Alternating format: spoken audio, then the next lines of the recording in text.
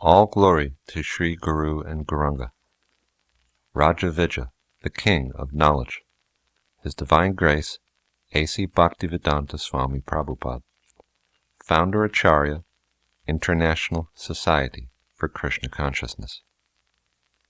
The Bhaktivedanta Book Trust, New York, Los Angeles, London, Bombay. 1973, by the Bhaktivedanta Book Trust. All rights reserved. First printing, 1973, 100,000 copies. Library of Congress Catalog Number 72-84845. International Standard Book Number 0-912776-40-4. Printed in the United States of America by ISKCON Press. Chapter 1. Raja Vidya, the King of Knowledge.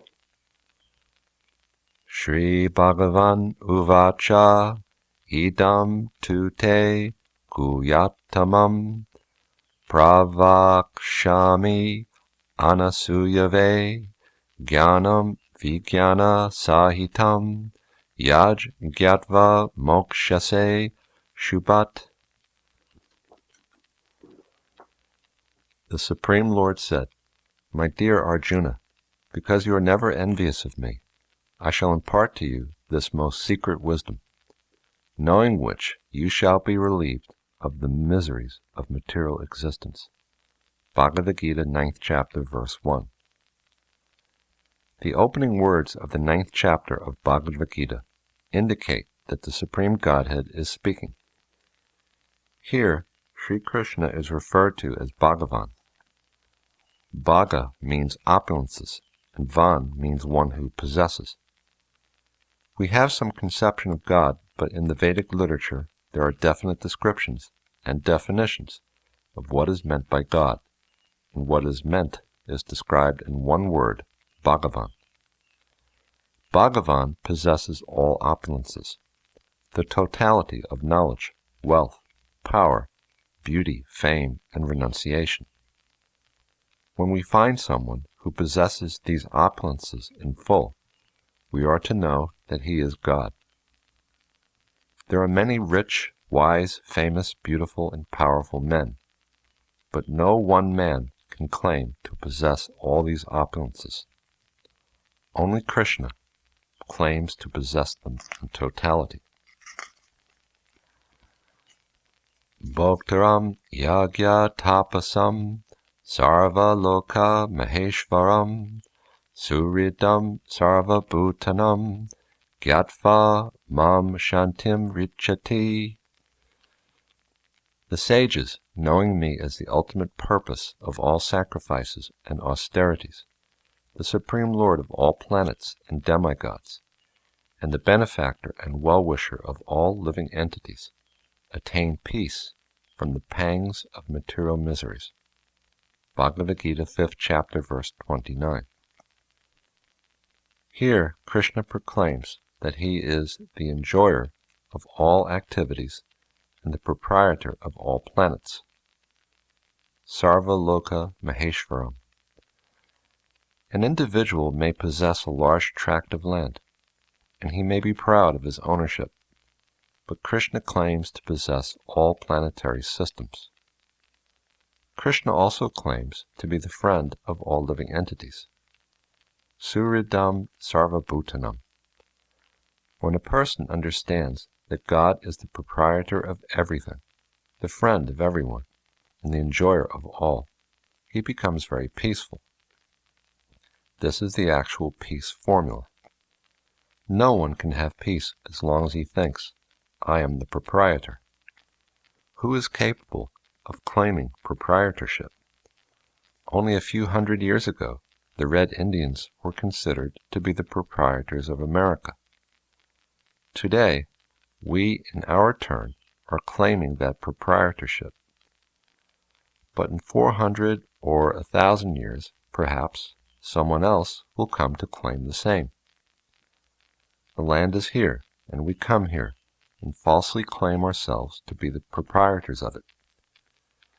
This philosophy of false proprietorship is not in line with Vedic injunctions.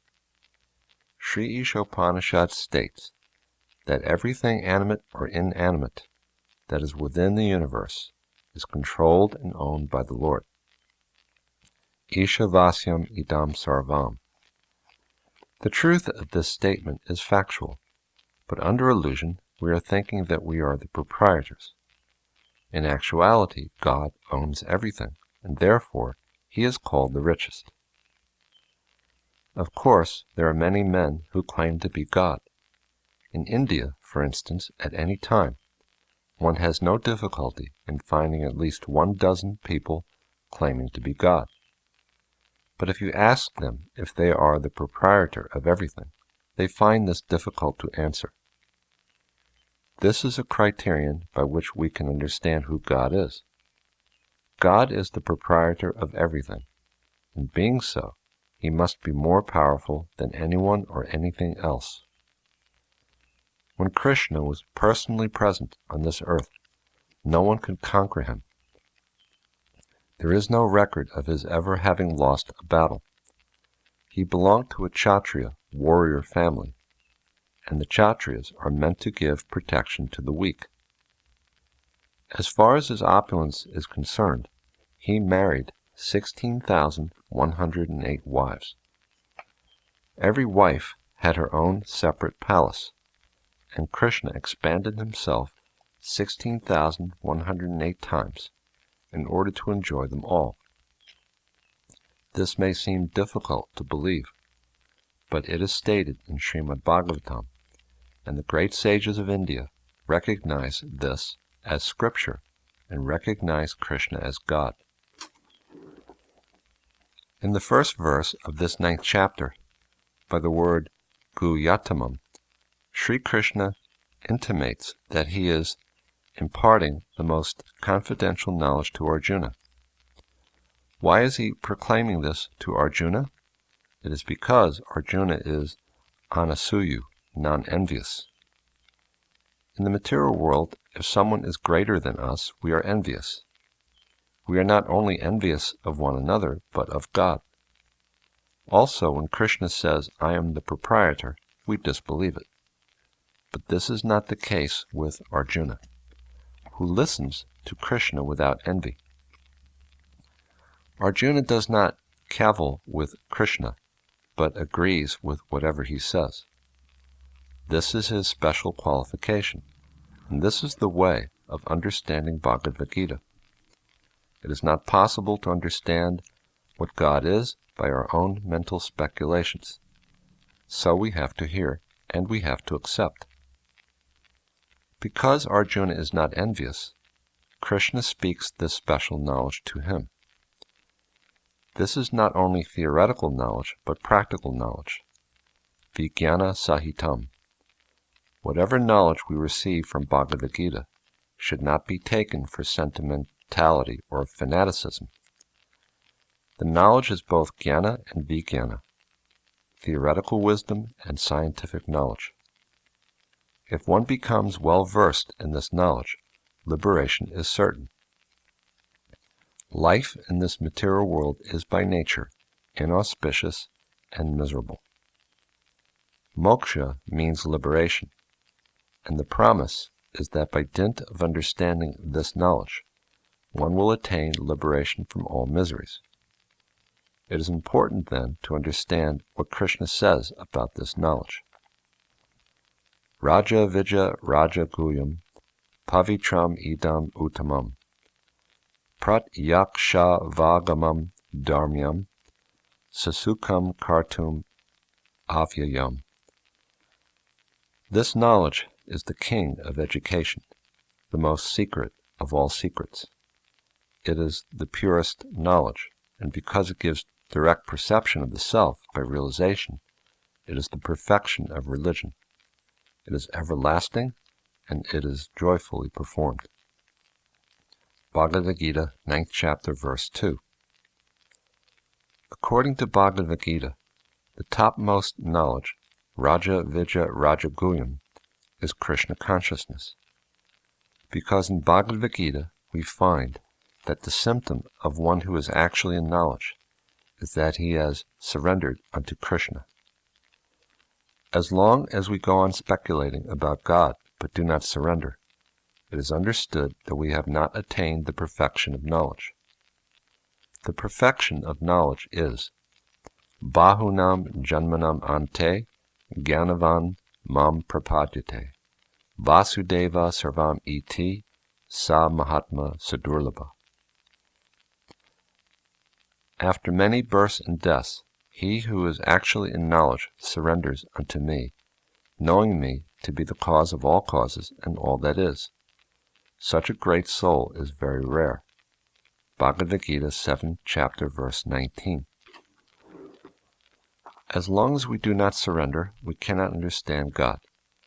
Surrender to God may take many births, but if we accept that God is great, it is possible to surrender unto Him immediately.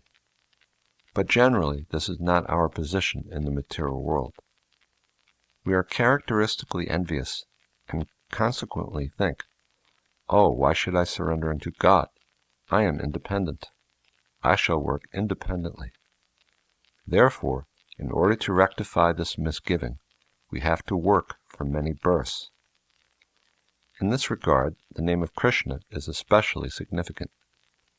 Krish means repetition of birth, and Na means one who checks.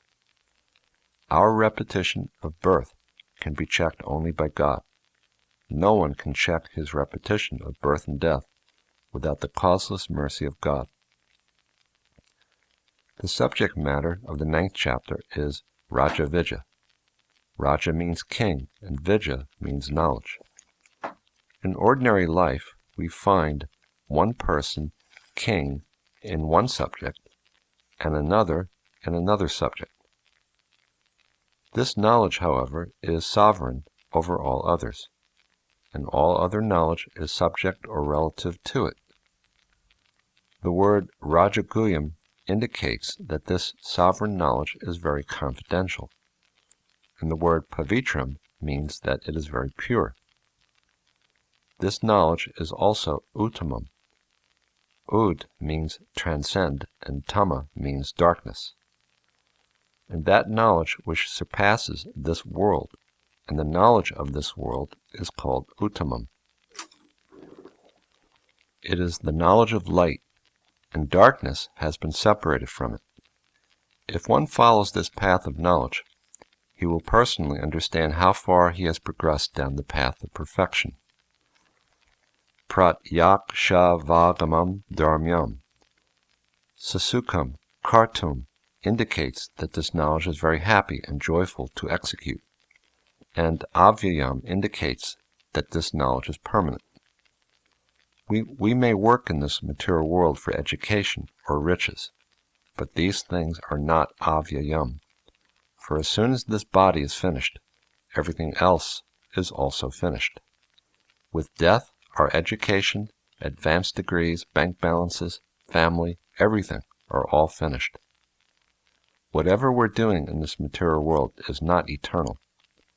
However, this knowledge is not like that. Neha bikrama nashosti pratyavayo na vijate svalpam api asya dharmasya trayate mahato bayat. In this endeavor there is no loss or diminution, and a little advancement on this path can protect one from the most dangerous type of fear. Bhagavad Gita, 2nd chapter, verse 40. Knowledge in Krishna consciousness is so perfect that if one performs work in Krishna consciousness and yet does not attain perfection, in his next life he takes up from wherever he left off. In other words, actions performed in Krishna consciousness are durable. On the other hand, material achievements, because they pertain to the body, are vanquished at death. Knowledge that pertains to designations does not endure. I am thinking that I am a man or a woman, an American or Indian, a Christian or a Hindu, These are all designations pertaining to the body. And when the body is finished, they will also be finished. We are actually spirit, and therefore our spiritual activities will go with us wherever we go. Sri Krishna indicates that this king of knowledge is also happily performed. We can easily see that activities in Krishna consciousness are joyfully done. There is chanting and dancing, eating prasadam, food that has been offered to Krishna, and discussing Bhagavad Gita. These are the main processes. There are no stringent rules and regulations that we have to sit so straight for so long, or do so many gymnastics, or control our breath. No, the process is very easily and happily done. Everyone wants to dance, to sing, to eat, and to hear the truth. This process is truly susukham, very happy. In the material world, there are so many gradations of education. Some people never finish grammar school or high school, whereas others go on and receive a university education, a BA, MA, PhD, and so on. But what is this Raja Vidya, the king of education, the summum bonum of knowledge? It is this Krishna consciousness. Real knowledge is understanding what I am. Unless we come to the point of understanding what we are, we cannot attain real knowledge. When Sanatana Goswami left his government post and came to Chaitanya Mahaprabhu for the first time, he asked the Lord, "What is education?" Although Sanatana Goswami knew a number of languages, including Sanskrit, he still inquired about real education. "The general populace calls me highly educated," Sanatana Goswami told the Lord, "and I am such a fool that I actually believe them." The Lord replied, "Why should you not think you're well educated? You're a great scholar in Sanskrit and Persian." "That may be," Sanatana Goswami said, "but I do not know what I am."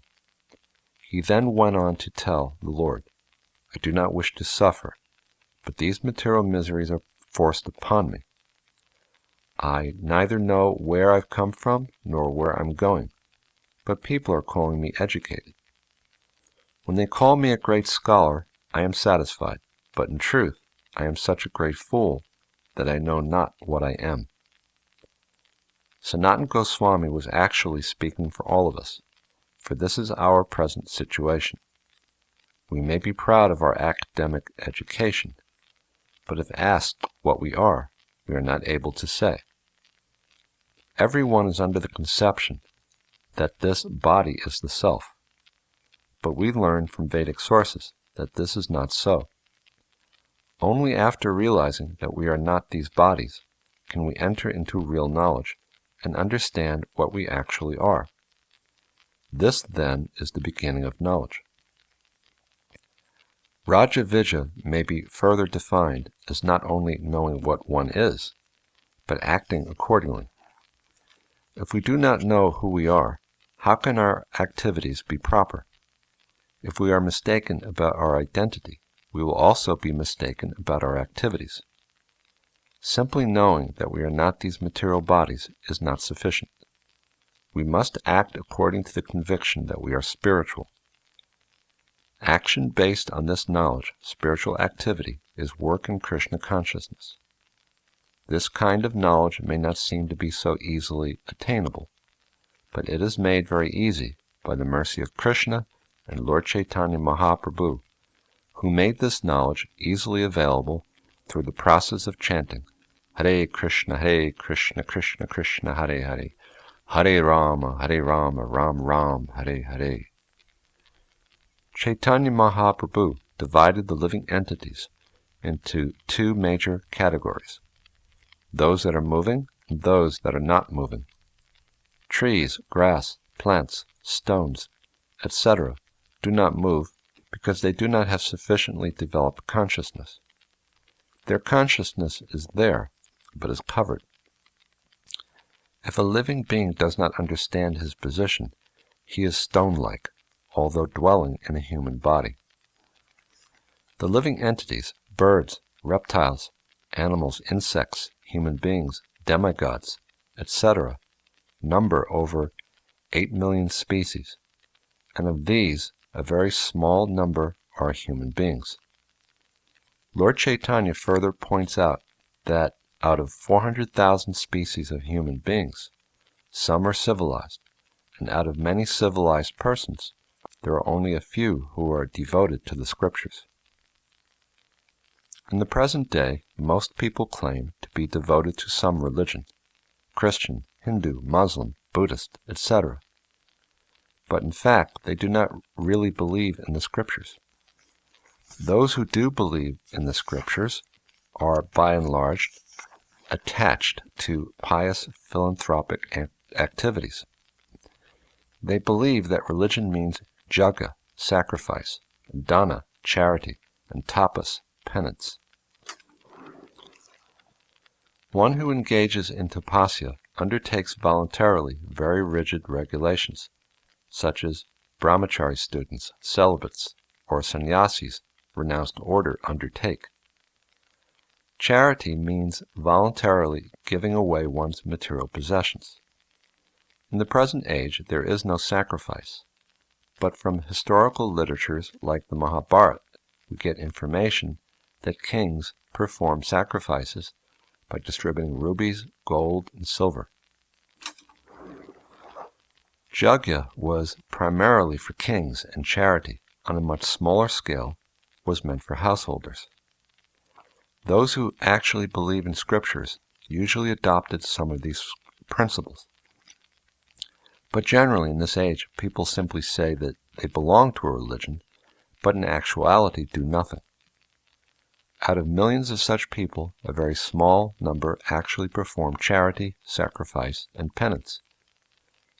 Chaitanya Mahaprabhu further points out that out of millions who perform such religious principles all over the universe, only a few attain perfect knowledge and understand what they are. Just knowing, I am not this body, but am spirit soul, is not sufficient. We have to escape this entanglement of material nature. This is called mukti, liberation. Out of many thousands of persons who are in self-knowledge as to what and who they are, only one or two may be actually liberated. And out of many thousands who are liberated, only one or two may understand what and who Krishna is.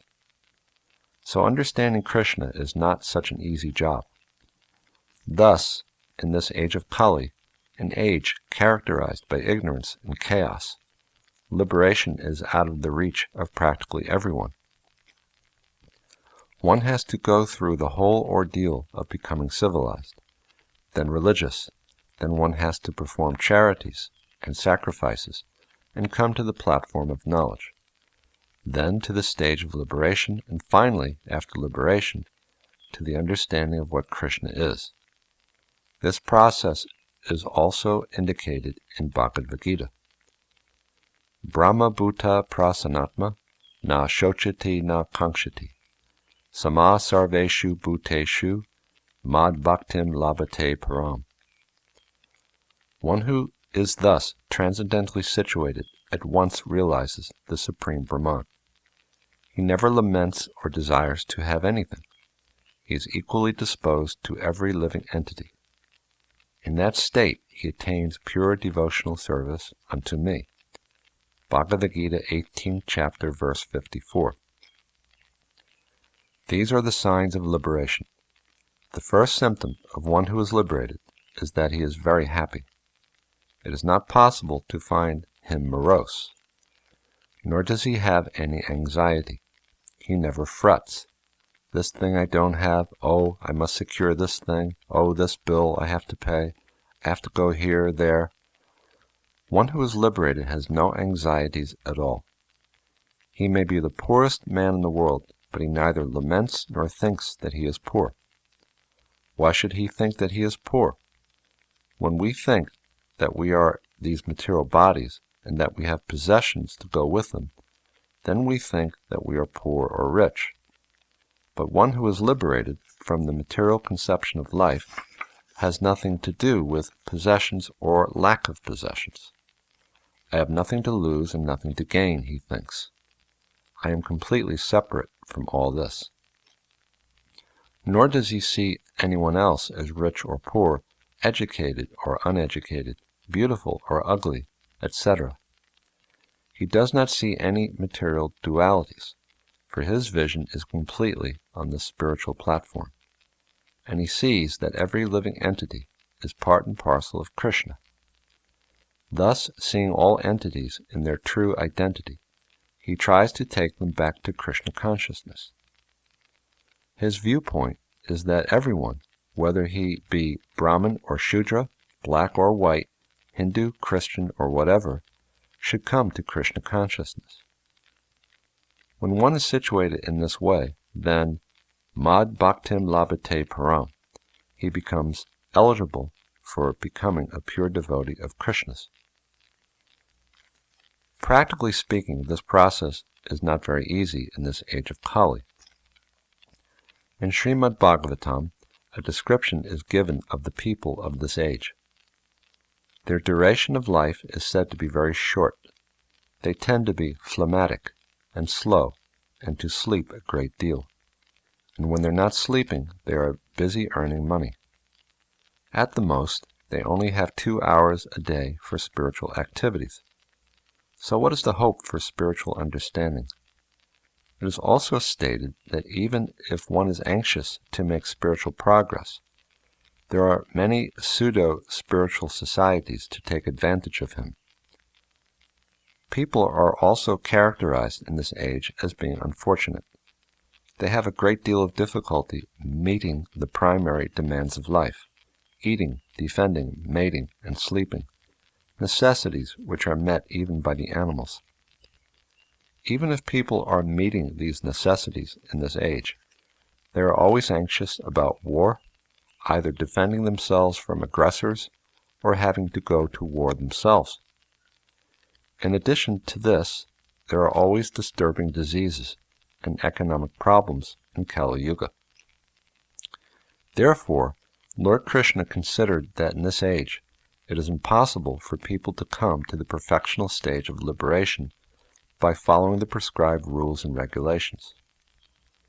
Thus, out of his causeless mercy, Sri Krishna came as Lord Chaitanya Mahaprabhu and distributed the means to the highest perfection of life and spiritual ecstasy by the chanting of Hare Krishna, Krishna Krishna, Hare Hare, Hare Ram, Ram Ram, Hare Hare.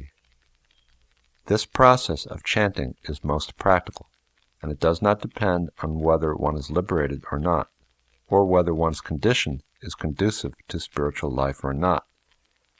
Whoever takes to this process becomes immediately purified. Therefore, it is called pavitram, pure. Furthermore, for one who takes to this Krishna consciousness process, the seeds of latent reactions to his sinful actions are all nullified, just as a fire turns whatever we put into it to ashes. This process turns to ashes all the sinful reactions of our past lives. We must understand that our suffering is due to our sinful activity, and sinful activity is due to our ignorance. Sins or transgressions are committed by those who do not know what is what. A child, for instance, will naively put his hand in a fire because of ignorance. He is thus burned immediately, for the fire is impartial and does not allow any special consideration for the innocent child. It will simply act as fire. Similarly, we do not know how this material world is functioning, who its controller is, nor how it is controlled. And due to our ignorance, we act in foolish ways. But nature is so stringent that she does not allow us to escape the reactions to our actions. Whether we commit an act knowingly or unknowingly, the reactions and consequent sufferings are there. However, through knowledge, we can understand what the actual situation is, who God is, and what our relationship with Him is. This knowledge by which we can gain release from suffering is possible in the human form of life, not in the animal form. To give us knowledge, to give us proper direction, there are scriptures written in various languages in all parts of the world. Lord Chaitanya Mahaprabhu pointed out that people are forgetful from time immemorial about their relationship with the Supreme Lord. Therefore Krishna has sent so many representatives to impart the scriptures to man. We should take advantage of these, especially of Bhagavad Gita, which is the prime scripture for the modern world.